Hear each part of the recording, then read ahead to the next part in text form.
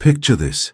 You walk into a locked hangar, steel doors, alarm system, a guard on duty, and the most famous car on the planet is just gone, dragged out into the dark, loaded onto a truck, vanished. No ransom note, no suspects, no trail. And here's the part that'll get under your skin. This happened almost 30 years ago, and to this day, nobody has a clue who did it. I'm talking about the real Aston Martin DB5, the actual machine Sean Connery drove as James Bond. Ejector seat, machine, guns, the works. Somebody stole it, and they got away clean. Stick with me because this story gets stranger the deeper you go. And if you love automotive mysteries the world can't explain, the stuff that keeps you up at night, do me a favor and subscribe right now. If you're watching this on your TV, grab the remote, hit the button on the screen that says subscribe. It's free, and it tells me to keep digging up stories like this one. All right, let's get into it. The car that became a legend. First, you have to understand what got stolen, because this wasn't just some old British sports car. Back in 1963, Aston Martin built a grand tourer called the DB5. The DB stood for David Brown,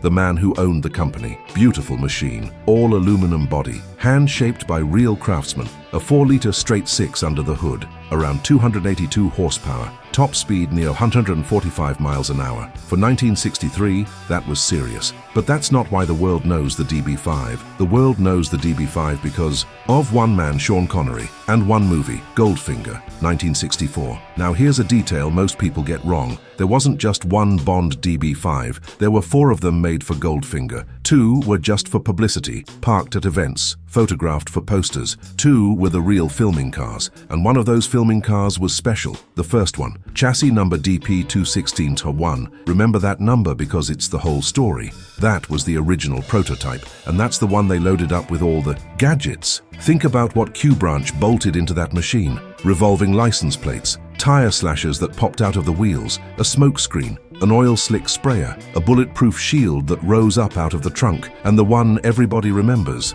the passenger ejector seat. Push the button, the roof panel flips open, and your unwanted guest goes flying. That car defined what a spy car should be. Every gadget-loaded ride you've seen in the movies since, they're all chasing what that one, DB5, did in 1964. Here's something that might surprise you. Before Goldfinger, that exact car had a quieter life. It showed up in an episode of the TV show The Saint. It even turned up later in the Cannonball Run in 1981 with Roger Moore behind the wheel, which is a fun little wink since Moore played Bond too. So this machine had history layered on history, and that's exactly what made it a target. How a movie prop became a fortune. Now here's where it gets interesting, and where you start to understand the motive. After the Bond films, Aston Martin didn't treat this car like treasure, not at first. They took it back to the factory, stripped out all the gadgets, pulled the machine guns, the ejector seat, all of it, turned it back into a plain DB5, and they sold it. Just sold it like any used car with about 50,000 miles on the clock. Let that sink in. The most famous car in movie history, sold off like a trade-in, but the buyers weren't fools. One early owner actually reinstalled the gadgets at his own expense because he understood what he was holding. The car changed hands, went to a collector in Utah who kept it locked away in Provo for 15 years. And then, in 1986, it went up for auction at Sotheby's in New York. The winning bid? An American businessman and car collector named Anthony Pugliese III. He paid $275,000 for it. Now, keep that number in your head, 275 grand, because what happens next is going to make that look like pocket change. Because here's the thing about this car, its value didn't just go up, it exploded. Today, that same machine is valued at over $25 million. 25 million. And that, my friend, is a motive. That's a reason for somebody to do something desperate. Somebody was watching this car. Somebody knew exactly what it was worth. Keep that in mind, because we're getting to the night everything went wrong. The night it vanished. June 18th, 1997, Boca Raton, Florida. The DB5 was being kept in a private hangar at the Boca Raton airport. This wasn't some open barn. This was a facility that stored private jets and vintage cars owned by millionaires. There were valuables everywhere. There was a guard, but there was a weakness. That night there was only one guard on duty for the whole place. Somewhere between 4 in the afternoon on the 18th and 7 in the morning on the 19th, they came. And here's what tells you these weren't amateurs. Out of dozens of hangars, full of jets, full of yachts, full of rich men's toys, they went straight to the right one. They knew exactly which hangar held the DB5. Think about that. In the dark, With a whole airport of treasure to pick from, they walked past all of it and went for one specific car. They sawed through a padlock, cut through the chain-link fence, slipped in without tripping anything. Then they disabled the alarm. The car wasn't running. Remember, this was a stored classic, so they couldn't just drive it out. They had to fasten a chain to the axle and drag it, and that left marks. Investigators found the drag lines scraped across the hangar floor, leading out to where a flatbed truck was waiting. By morning, the DB5 was gone. And here's the chilling part. Nobody had seen a thing. Now stop and ask yourself the question every investigator asked. How did they know which hangar? How did they know the alarm setup? How did they slip past the one guard on the one night? That question is the heart of this whole mystery, and almost 30 years later, nobody has answered it. The theories. Once the car vanished, the insurance company paid out.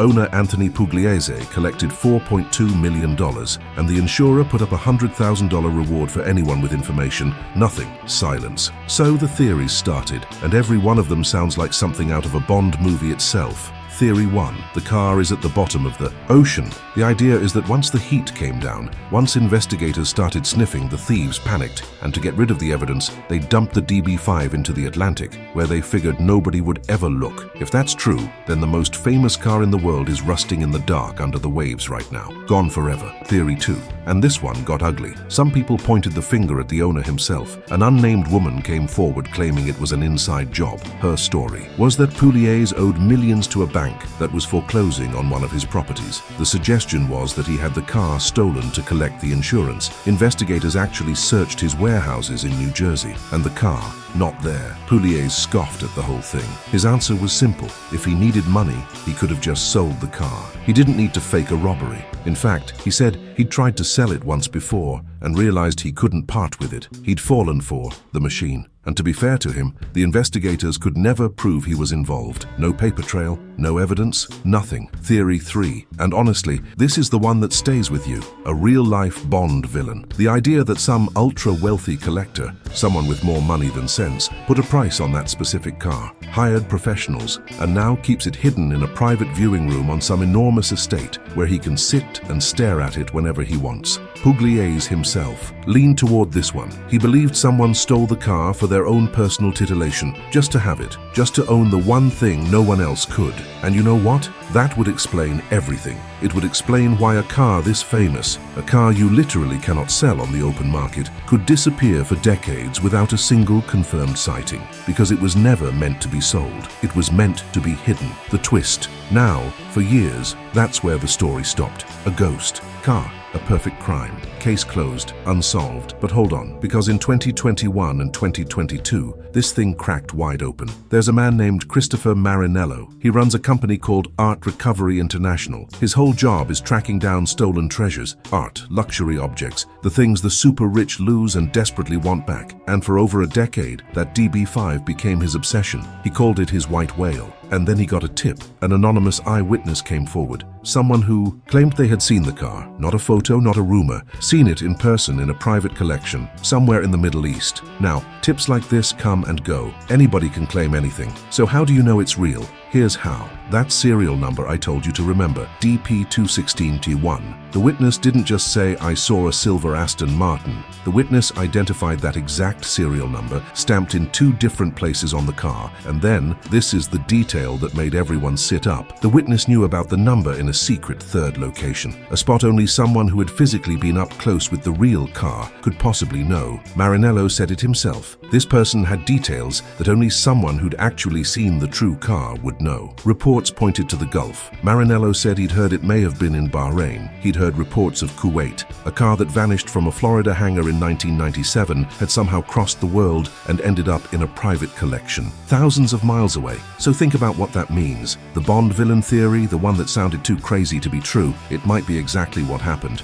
Somebody wanted that car, somebody got it, and somebody has been quietly holding on to the most famous machine on Earth this entire time. But here's where we come back down to earth, and here's why this is still an unsolved mystery. Even now, knowing roughly where a car is, that's not the same as getting it back. And it's a whole different thing from knowing who stole it. Marinello believes the current holder probably didn't even know it was stolen when they got it. His approach has been gentle. Come forward quietly. Let's sort out the title. No drama. As of the latest reports, that conversation was still going. The car had not been physically recovered, and the people who actually pulled off the heist that night in 1997? Still unknown, still free, nearly 30 years gone, and not one of them has ever been named. So, when the title says nobody knows who did it, that part is dead true. We may finally know where the car went, but the men who cut that fence, disabled that alarm, and dragged Bond's Aston Martin out into the Florida night, they got away with one of the greatest heists in automotive history, and they got away clean. Now I want to hear from you.